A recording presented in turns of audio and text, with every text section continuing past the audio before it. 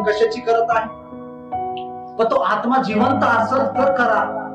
मेलेल्या आत्म्याने जर आपण सेवा करत असेल तर त्याचा उपयोग देवाच्या राज्यासाठी काहीच नाही. तुमचा आत्मा जिवंत झालेला पाहिजे.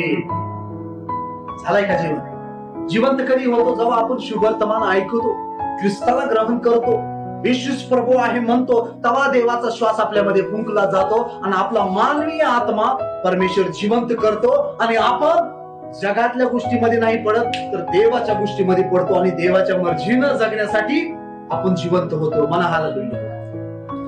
जो व्यक्ती जिवंत होतो ना, तो व्यक्ती या जगामध्ये नशामध्ये पापामध्ये मिक्स होणार नाही, मित्रामध्ये मिक्स होणार नाही. तो वेगळं जीवन जगतो, देवासाठी जगतो आणि देवाच्या आत्म्याला जे आवडतं तेच ते करतो. योहान सुवर्तमानामध्ये 4थ्या अध्यायामध्ये दिलेला आहे, देव आत्मा आहे आणि देवाची आत्म्यानेच उपासना केली पाहिजे. कोणत्या आत्म्याने? मेलेल्या आत्म्याने नाही, जिवंत झालेल्या आत्म्याने आपल्याला देवाची उपासना, देवाची सेवा करायची. वाचा एक.